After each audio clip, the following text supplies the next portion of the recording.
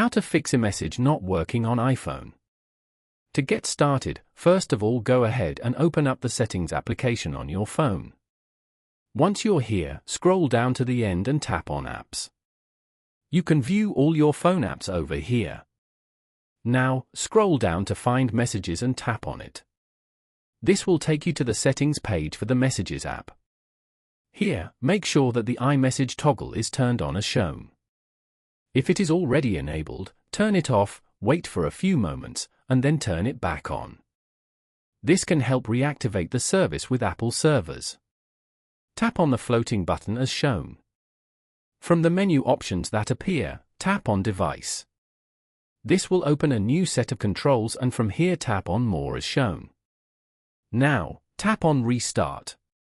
Tap on Restart again to confirm the action. Alternatively, go back to Settings and tap on General. Then, tap on Software Update.